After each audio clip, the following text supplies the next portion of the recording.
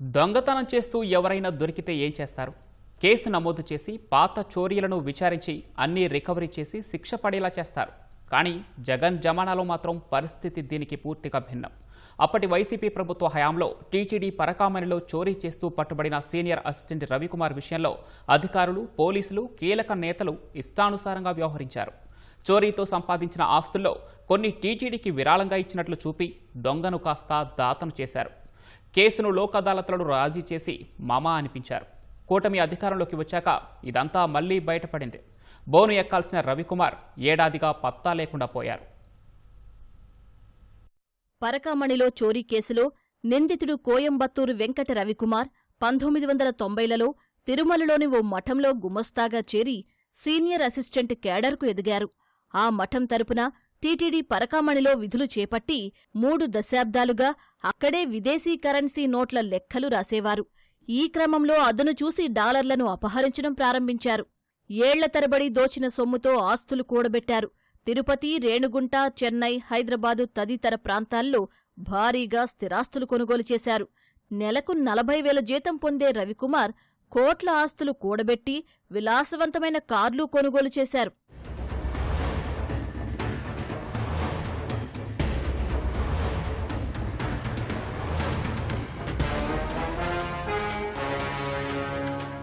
Ravikumar 2023 April 29న కొన్ని విదేశీ నోట్లను చోరీ చేయగా విజిలెన్స్ అధికారులు పట్టుకున్నారు.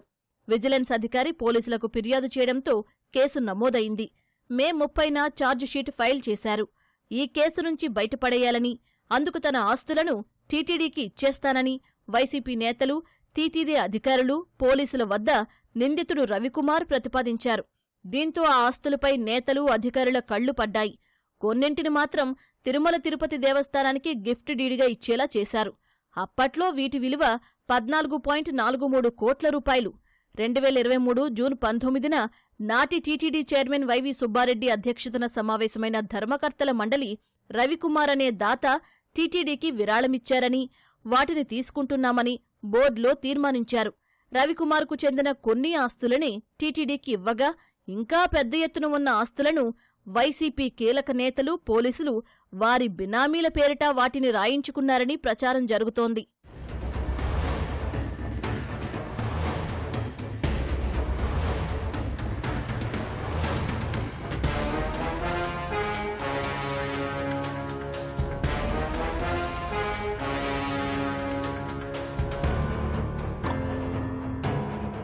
పరకామణిలో చోరీ కేసు నమోదై 3 నెలలు కూడా గడవకముందే 2023 సెప్టెంబర్ 9న లోక్ అదాలత్లో కేసు రాజీ చేయించారు.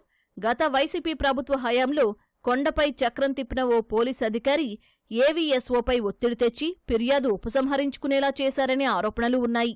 రవికుమార్ ఎంతకాలంగా పరకామణిలో ఉన్నారు, అప్పుడేమైనా చోరీలు చేశారా, అప్పటి సీసీ కెమెరాల విజువల్స్ ఉన్నాయా అనేవి పరిశీలించకుండానే కేసును రాజీ చేశారని విమర్శలు వెల్లువెత్తాయి. పరకామణిలో చోరీ కేసు నమోదు, లోక్ అదాలత్లో రాజీ 2023లో జరిగిపోయాయి. 2024 జూన్లో కూటమి ప్రభుత్వం ఏర్పాటయ్యాక పరకామణిలో వ్యవహారం మళ్లీ బయటకొచ్చింది.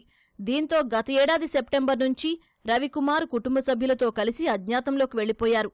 ఈ కేసును మళ్లీ విచారించాలని హైకోర్టు సీఐడీని ఆదేశించిన నేపథ్యంలో సీఐడీ అధికారులు రవికుమార్ను బయటకు తీసుకొస్తే వాస్తవాలన్నీ వెలుగులోకొస్తాయి.